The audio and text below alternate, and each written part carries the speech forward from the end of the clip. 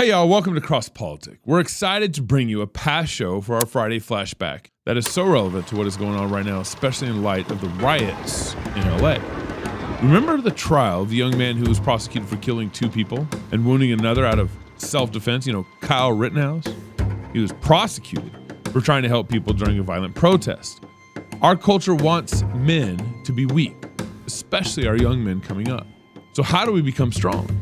Biblically strong, like Samson and David? Well, today we expose woke lies and court injustice, judicial injustice.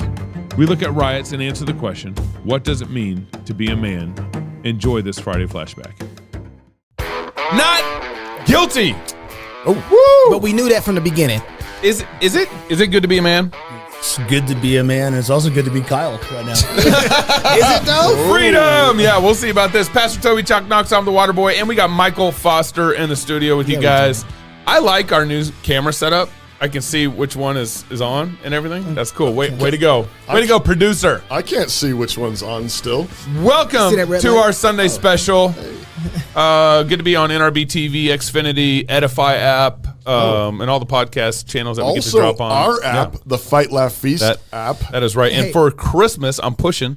Okay. We are really excited to be offering kind of for Christmas. Anyone who signs up to be kind of a silver club member or above, annual silver club member or above, gets access or gets our man box. So it's good to be a man. Oh. You get a man box. Oh. And I see what you did there. Wives, sign your husbands up for club membership for Christmas, So and get one of these mugs? You get cigars, hats, our Christmas T-shirt. I love this Christmas T-shirt. This is actually our producer's idea a couple years ago to do something like this. And then John MacArthur came up with the whole Fresca idea. I drink Fresca and punch tyrants. I like the fact that the tyrant is carrying a clipboard. I know. So we have Neil to blame for this? Yeah, we do. Basically. Neil. Basically. Hey. So sign up, support us. We got tons of plans in 2022. Neil, we can't do it without our club members. You married yet? Oh, next year. Okay. Support us. We got tons of plans in 2022, and our club members, we really can't grow and do it without you. So please sign up and join our club. We want to bless you through it with our Christmas man bucks. All right. Hey, our brand new sponsor for 2022. Oh, I'm so happy 2022 actually started right now. Yeah, it did. With this sponsorship, it did. The mission of Armored Republic is to honor Christ by equipping free men with tools of liberty necessary to preserve God-given rights. Ooh. Woo. In the Armored Republic, there is no king but Christ. We are free craftsmen. Yeah. Body armor is a tool of liberty. All right. Whoa, we create tools of liberty. Free men must remain ever vigilant against tyranny wherever it appears. God has given us the tools of liberty needed to defend the rights he bestowed on us. Armored Republic is honored to offer you those tools.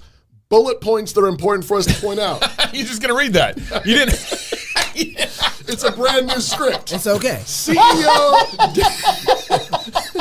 CEO David Reese is pastor at Puritan Reformed Church in Phoenix. He's the CEO of this body armor company. That's awesome. You know you want to go to his church. Explicitly Christian company. Yeah, like not even accidental, on purpose. Jesus is king. Amen. Pioneered direct-to-consumer body armor sales.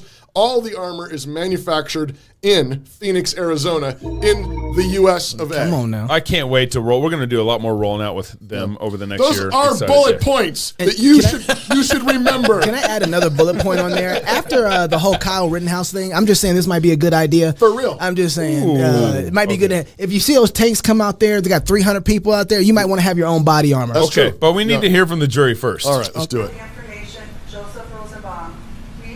Find the defendant, Kyle H. Rittenhouse, not guilty. As to the second count of the information, Richard McGinnis, we, the jury, find the defendant, Kyle H. Rittenhouse, not guilty. As to the third count of the information, unknown male, we, the jury, find the defendant, Kyle H. Rittenhouse, not guilty. As to the fourth count of the information, Anthony Huber, we, the jury, find the defendant, Kyle H. Rittenhouse, not guilty. As to the fifth count of the information, Gage Grosskreutz, we, the jury, find the defendant, Kyle H. Rittenhouse, not guilty. Are those his sisters in the background? One was mom. I think one might have been sister. Is there anyone who does not agree with the verdict as read? Would you wish the jury polled? No. Okay. Wow. Okay, folks, your job is done, and we started Breathe. just about 3 weeks ago. And I told you it could last 2 weeks and 2 days. This is 2 weeks. This is 3 weeks. You were a wonderful jury to work with. You were punctual. You were attentive. And the forgotten six over here who had a very difficult job of keeping from discussing the case during the time that they were sequestered as well. Wow. All of you, I couldn't have asked for a better jury to work with. Oh. And it has truly been my pleasure. I think, without commenting on your verdict, I was watching that when it happened live, and I remember thinking to myself, like, they saved that boy. Yeah. Like that was, Right. He shouldn't have ever been on trial. He should have never. Should have been thrown out of the courtroom. He should have been thrown out of the courtroom. And do you have his attorney's comments on what this case became about? Because I think he nails exactly. I've known Tom Binger for a long time. I knew him when he was a civil lawyer. I'm disappointed with some of the things he did, and I've said why. Such as what? Putting on the Kandiri brothers when you know they're lying. Changing your prosecution, going with provocation after you say that my client chased him down and shot him in the back. Calling him an active shooter when he's not. Justice is done when the truth is reached, and I don't know that it's set up to do that, but a prosecutor is supposed to seek the truth. It's not about winning, and this case became about winning, and that's probably why it got so personal. And you know what, though? And I'm glad that, look, not everything that has come out of the social justice movement has been absolutely wrong. They have observed some things that we really need to take into account. One of them is prosecutors. You think about the incentives that prosecutors have. They don't have an incentive for truth, right? They have an incentive to make sure they have convictions. A prosecutor that says, okay, let's say a prosecutor in the city says, you know what, I only have 4 convictions for the year. And they say, well, you're not doing your job, so we can't promote you. Right? But if the prosecutor said, well, no. They want exactly. Right. Get somebody nailed. That's what their incentives are. Right. Move you up. And so we help encourage that, because we see a prosecutor with 70 convictions, and we're like, oh, he's doing his job. It's like, no. Right. Were they just convictions?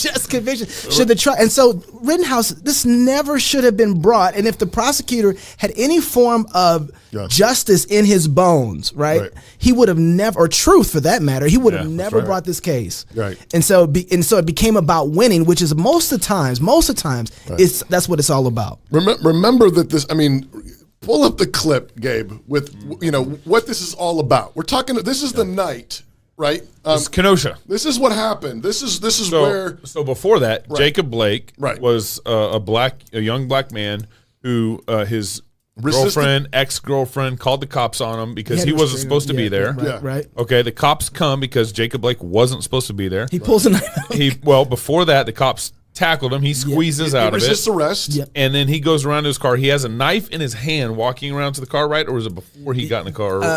It was around the time he's getting in the car or out of the car. He pulled a knife. Yes, sir. And then the cops shot him. Right. And that's what and then that was in Kenosha. That happened, Jacob Blake happened in Kenosha. Right. And then here's the night of the protest, what happened that night. And what you are seeing now, these images came and come in stark contrast to what we saw over the course of Mostly the daytime hours in Kenosha and into the early evening, which were largely peaceful demonstrations in the face of law enforcement. It wasn't until Nightfell that things began to get a little bit more contentious. Things were thrown back and forth. I want to be clear in how I characterize this. This is mostly a protest. It is not generally speaking unruly, but fires have been started, and there's a crowd that. The road to hell is paved with adverbs.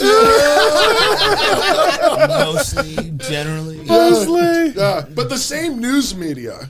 That was in Minnesota. That second part, the first part was Kenosha, the second part Minnesota. Minnesota. But the same news media that's trying to spin those fiery protests as mostly peaceful, these violent protests, riots, and so on, are the same ones that have been telling the story of the Rittenhouse trial. That's right. From jump. Which is why, right away you have this story going that, this white supremacist, he comes across with his gun, he comes across state lines. Didn't Joe Biden blame this on white supremacy? I think so. I think Joe Biden connected. But that, the narrative, the mainstream narrative, was that he came across and was going after, was being antagonistic, right. And was planning on trying to shoot black people or something like that. Like that's the basic narrative that I saw on Twitter that this guy was saying employers should give their black employees 2 days off after this. He's found. I'll take it. Yeah, as he's found not guilty. Yeah, after he's found not guilty, I was like, he shot a bunch of pasty white folks. I'll take it. Y'all want to give me a couple days off? Okay. Well, in that case, I guess it don't work for me. Well, don't forget the tweets that came out after this. So this happened. So Rittenhouse found not guilty Friday morning Pacific time, and the tweets that followed right after the not guilty verdict. You have Gavin Newsom here. America today. You can break the law, carry around weapons built for military, shoot and kill people, and get away with it. That's the message we've just sent to armed vigilantes across the nation. As Gavin has security guards walking all around him. Yeah, right? And then Cory Bush, of course, judge, jury, defendant. It's white supremacy in action. This system isn't built to hold white supremacists accountable. It's why black and brown folks are brutalized and put in cages while white supremacist murderers walk free. I'm hurt. I'm angry. I'm heartbroken. Wow. Here's my favorite one. Sean King. Breaking. Kyle Rittenhouse just found not guilty on all charges. Yeah, all of them. Ultimately, gun laws were imagined, written, and are enforced in America to protect white boys and men. Those same laws are primarily used punitively against black people. What does America. What does he mean by gun laws were written and imagined to enforce America to protect white boys and men? Talcum X doesn't have to make sense when he tweets. I mean, he's opposed to gun laws? Yeah. Self-defense. Is that what he's opposed to? Self-defense? And don't forget the Ahmaud Arbery case. Is going on right now. That's right. Which is not getting a whole lot of. This has really been. We were talking about this. I've watched liberal forms of media actually deal with the Ahmaud Arbery situation and case in context with this one, but I haven't seen very conservative or kind of synthesizing right wing, kind paying of attention that. At all. And I don't know why, because that is just as important. But the other thing though is that if they're concerned about justice, I would think that they'd be more concerned about that shaman who got 3.5 years. I know. He didn't destroy anything. For walking into the Capitol. Mr. Tumnus. It's not his name. you're talking about Buffalo guy? Yeah, Buffalo guy. Oh, not Jump Kick Man. But think about that, though. So Mr. Tumnus. Mr. Tumnus repented. This guy did, too. He actually, how about that? In court, he said, I was wrong. I shouldn't have done that. Okay. But I don't know if he broke anything. I don't know what the damages were. Right, but didn't he grab a podium from Nancy Pelosi or something like that? Maybe. But just recognize, you have these people burning police stations down. Right. Yeah. And the media spin is just insane. Mostly peaceful. Yeah. And then you've got some rowdy, tourists. Sure. In the Capitol. And Buffalo Man shouldn't have been in He shouldn't have been there. I mean, they're picking up their plastic bottles and throwing them away. They're cleaning up after them. I mean, I think some windows got broken. I think some offices were disheveled. Okay, you shouldn't do that. And anybody you got some rowdy crowd folks for sure. Be required. But if you can call what's happened in Kenosha mostly peaceful, right? Then January 6th was a tea party. That's right. That's exactly right. Tome wins the toss, chooses to receive the Bible. Patterson back with the kick. Oh my goodness! The American church is a mile wide and an inch deep. Bigger buildings, slicker productions.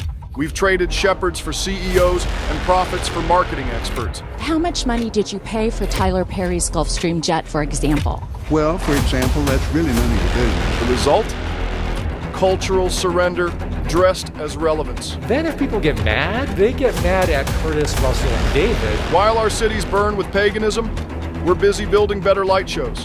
While Rome burns and we fiddle Led Zeppelin covers. Our fathers built hospitals and universities. They transformed nations. We can't even transform our neighborhoods. Want real change? Build strong parishes. Start classical Christian schools. Feast together.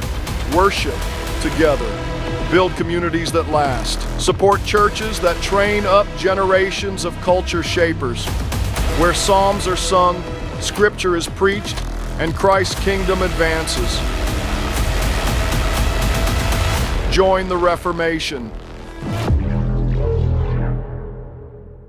I'm just mad that whatever his guilt was, I'm just mad that we have to sit up here and pay for him to be in jail for 3.5 years. Mr. Tumnus? Yes. Oh, yeah. Why don't we make him pick up somewhere around the grounds, or make him paint some walls, for 3 months? But what is it that he did that requires 3.5 years in jail that we feed him for?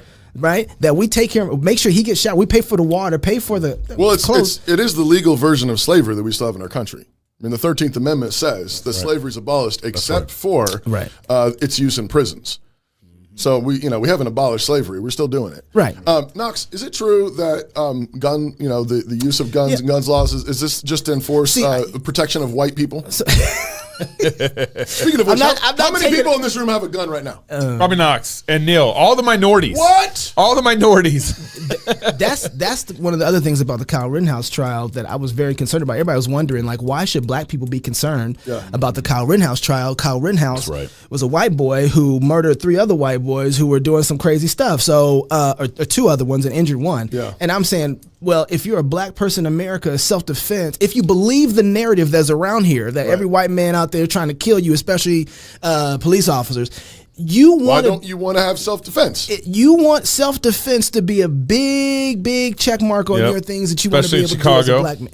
Right, absolutely. You want to be able to defend yourself. So that's extremely important, because that means that you have the right to defend yourself against any sort of deadly harm coming your way. And so you can exercise in neutralizing your target. That's right. At least Maj Touré understands that. Our boy Maj, he tweets, "Welcome home, Kyle Rittenhouse. Hashtag Black Guns Matter." Ooh. And the other thing is, people who are on the left who want to tamper or mess with gun laws. Every time we've had a gun law on the books that limits the amount of guns that get out, especially when it started, if there's any place that racism is inherent in America, it would be on gun laws. It was actually gun laws. That's where, I mean, if there's ever the whole permit concept. 1664 was the first gun laws we saw against the Negro. Oh, in America. Because they didn't want an uprising, right? Yeah. And so they wanted to make it hard for the black people to get guns. You track and what does that mean? What is guns? Oh, that's operation of yourself to protect yourself and operating freedom, right? Yeah. So no one can just come and take your stuff without you being able to defend yourself. Right. Well, everything that these guys on the left operate in, people who claim to love life also claim to kill all the babies. Right. Also, people who say we should be able to protect and defend ourselves are taking the very right away from black people to be able to do that. Yeah, but they want the same power, which means they run in line with slave masters. That's right. So when you see somebody exactly what's his name, King? I can't remember his name. Sean King. I'm Talcum White. That's what I was thinking of. Whenever Talcum X. These are the guys who are basically loving massa, because they are following along the lines of saying, "Hey, we want to make sure you're disarmed." Right. We only want the state to have guns. How's that worked out for us? That's what Gavin Newsom wants. That has not worked out well for black people. Guns that only, he says, guns that only military can carry. Right. Yeah. Michael, is Kyle a hero? Yeah, I think he is. I think he went up there. He tried to help. There's nothing wrong with having a defense on him. And when you watch the videos, the kid showed amazing restraint under pressure. Right. Got people kicking him, hitting him, doing all sorts of crazy things. I don't know if I would have been that cool-headed. It's pretty impressive when you think about it. And he did great on the stand, I thought. Yeah. He showed, I mean, there's a lot of awesome memes come out of that. Like, what's his name? Benger? I don't know how you say his name. Yeah. But, I mean, he's America's soy boy, that's for sure. And the sort of ways he would ask questions was amazing. He would say things like, "Well, Kyle, like that guy just had a little handgun, and you had a big gun." Like what is? Yeah. What is this? Yeah. Like who thinks this way? And the thing is, what you realize is, like you guys said at the beginning of the show, is that it wasn't about truth; it's lies, and they'll use whatever propaganda, they'll twist anything, whatever, to fit a narrative, to try to manipulate the emotions of the jurors and anyone else that's watching. Really, people that are watching, too, they're playing to them as well to control the media and their reaction afterwards. What they want is in particular black people, they want them to be disarmed so they can stay victims and not take responsibility for themselves, so they can posture themselves as a hero. Yeah. Where the real heroes are the people that take responsibility for themselves and help their neighbors be self-sufficient. And that's what Kyle Rittenhouse, I think, was attempting to do. So that's why I was wondering when you said hero, and he asked you about hero, I was wondering if that's too strong of a term for Kyle. I don't know. I mean, I I think those words a lot of times are traps. I think the kid was trying to help. Yeah. And is he Superman? Is he? There's other people. You know, you can think of good things. I guess what I mean is, so you wrote a book that we're going to talk to you about. The third segment. It's good to be a man, and I guess part of what I'm asking is he a role model? Is he a man? Is he a man that that Christian men ought to respect and think highly of, think well of? That's what I mean by I think well of him. I think well of him because I think one of the main attributes of a man is self-control and taking responsibility for yourself. And at no point did I see him posture himself as a victim. I saw him take responsibility, stand on principles. You know, we can all like nitpick at all this particularities, but if you're like grading on a curve here, looking at the substance of the matter, he's a young man that was trying to help other people, try to protect, provide, preside, right? Have all this leadership. And would you rather have young men at home on the couch, you know, playing video games, right, in their mom's basement? Yeah. Or do you have young men thinking, you know what, they're burning people's property down. Right. The state said they're not going to come. The police are not going to, they're not going to stop it. That's right. And he apparently heard that there were people that needed medical care. And he also knew that there was this car dealership that he thought, at least, that the owners of had asked people to come protect. Would I rather have that kind of young man in this country? Absolutely. Every day of the week, rather than the weenie on the couch, who, you know, is whatever. I mean, it's or the other violent men. I mean, this is what we either have. We're having two different types of failed masculinity. We're having that which is discharges their responsibilities weak and sit on the couch and pornography and video games. And then we have those that have no discipline. They're angry, violent mobs. The only thing that can stop ungodly, dangerous people is godly, dangerous people. And godly, dangerous people have control. That's what makes them especially dangerous, right? They're able to make good decisions. And I think he, for his age in particular and the circumstances, showed incredible maturity and responsibility. I mean, people talk about his age being 17, but, you know, you can enlist in the military at 17. Yeah. I mean, he could be in Afghanistan. He could be in Iraq. That's right. And carrying these weapons, and everybody like, oh, that's fine. Why? Because our God is the state. Right. We're a bunch of statists. And so it's fine for him to act that way if you're serving the state. But when he acts like this way, when he acts this way defending his local community, and when he does it acting as a man, just as an individual, as he does it acting like a citizen of a city, or of protecting a business, when you start beginning to think about these local governments, suddenly everybody's idolatry is on full display. I think regardless of Kyle's individual faith in Christ or not, he was acting more like a Christian than many Christians in this country today. Yeah, I saw in the interview or in the trial where the prosecutor tried to say, hey, you played Call of Duty and try to connect it. Yeah, I saw that. But I also think, like, with Kenosha, people's livelihood are being destroyed. Everything's being burned down. And maybe it's from video games and television where you think, oh, that's no big deal. They can just rebuild or whatever. Entire livelihoods are being lost. And they're not, these people's lives are changed and they're not going to be the same ever again. Right. And they're not going to be able to rebuild maybe forever and certainly not for years, if not decades. And so there's a detachment across the whole culture and everyone wants to act like it's just, it's detachment there. It's like, look, this young man's trying to help people that's losing everything. And there was lives through their livelihood being lost. I think there's another part of this too that I was thinking about. I think Kyle Rittenhouse, the whole situation is kind of giving us a moment to figure out what kind of America we're going to be. Are we going to be the kind of America? Because we heard it a lot. There were rapists out there. There were pedophiles out there. There were, come on, they're just burning vandals, down the city. There are thugs out there. Are we going to be the kind of America that let those people have our streets to the point that we have to have a 17-year-old young boy come out and play our hero for us? Or are we going to be the kind of people that say, no, not here? You know, are we going to be the kind of man that say, not in our community, not in our neighborhood, that's not going to happen? Because the police, I mean, they just let that happen. They just let it. They just sit there and watched, and that's a testimony to the kind of people that we are. Like, I'm calling. What are y'all doing? Nothing. Are you serious? Sitting in your car? That's what you're gonna do. Just gonna sit there. I mean, I think it's a time for us to actually take some moment to reflect and repent that we have to have that kid come out here when we were supposed to have our own Saul. Where's Saul at? He should be fighting for us right now, right? Like we should be, we don't currently have that. Get the shepherd boy. Yeah, that's right. So if you're single, get married. If you're married, have kids, and if you have kids, go baptize them. Until next week, love God with all your heart, soul, mind, and strength. Love your neighbor as yourself. Go fight, laugh, and feast. This is Cross Politic.